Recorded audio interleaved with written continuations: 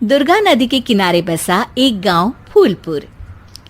गांव में कुछ 100-150 लोग रहते थे।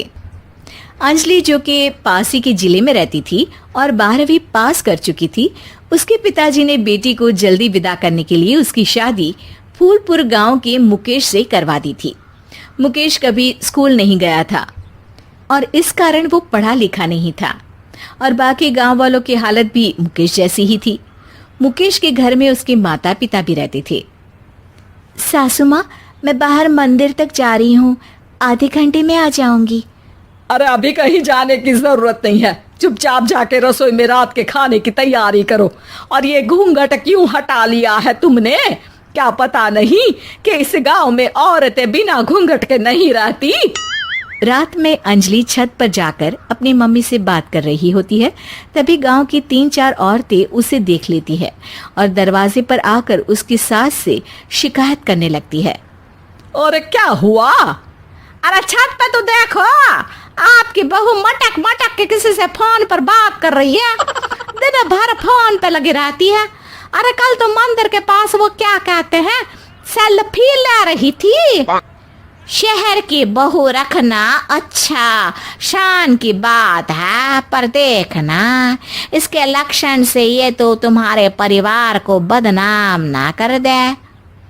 ये पहली बार नहीं था जब सास से गांव के लोगों ने अंजलि की बुराई या शिकायत नहीं की हो।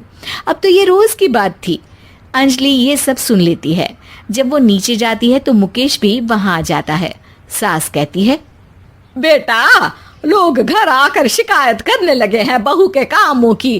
देख लो, पति हो, संयम से रखो इसे।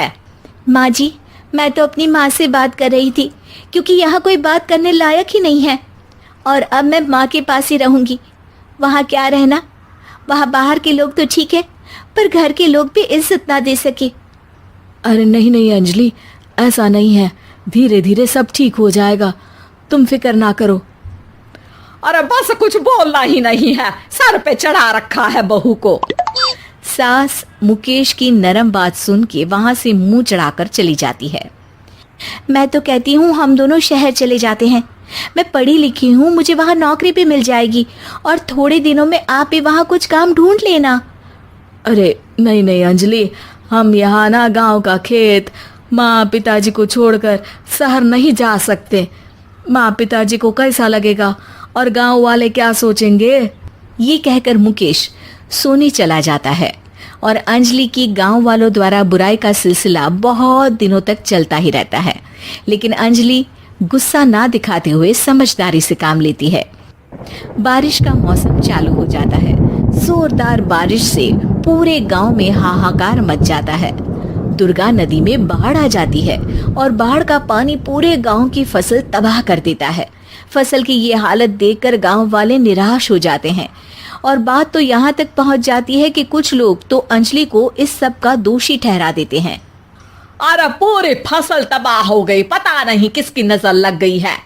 अरे जब से चौधरी परिवार में ये शहर की बहू आई है ना, तब से ही गांव की शांति चली गई है।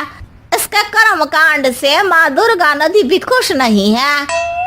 ये सब सुनकर बेचारी अंजलि रोते हुए अपने घर चली जाती है। कुछ दिन बाद सभी गांव वाले अपनी फसल का मुआवजा लेकर अपने अपने घर आते हैं। मुकेश भी 1500 लेकर आता है। अंजलि को जब पासबुक दिखाता है तो अंजलि हैरान हो जाती है। अरे, ये पासबुक में तो उन्होंने 4000 की एंट्री करी है और आपको सिर्फ 1500 दिए। सच में? अरे वो सरकारी अफसर आपको बेवकूफ बना रहे हैं। सरकार की तरफ से हमें 4000 मिले हैं लेकिन बाकी का सारा पैसा खुद ही खा रहे हैं। आप लोग के अनपढ़ होने का फायदा उठा रहे हैं। ये सब सुनकर मुकेश परेशान हो जाता है लेकिन अंजलि उसे हिम्मत से काम लेने को कहती है और सुबह होते ही मुकेश को पंचायत कार्यालय ले जाती है और साथ में गांव के और लोगों को भी। आप सरकारी बाबू क्या गांव के लोगों को बेवकूफ समझते हैं? आपको क्या लगता है ये पढ़े लिखे नहीं है तो आप कुछ भी मनमानी करेंगे? ये बेचारे दिन रात इतनी मेहनत करते हैं, ये हमारे अन्नदाता हैं और आप इनके साथ ऐसा धोखा करते हैं। अरे क्या बके जा रही है ये लड़की, किस धोखे की बात कर रही है? अपने कांड करके नदी माँ को नाराज करके हमारा नुकसान करके इसे चैन नहीं मिला क्या? सरपंच जी, इन सरकारी बाबू ने मुझे बेवकूफ बनाया है और मेरे हिस्से के पैसे खुद चट कर गए। बस ये सुनते ही सरपंच वहां से दुम दबाकर भाग जाता है। पता चलता है कि जनपद अधिकारियों ने गांव के सरपंच के साथ मिलकर सबके साथ धोखा किया है।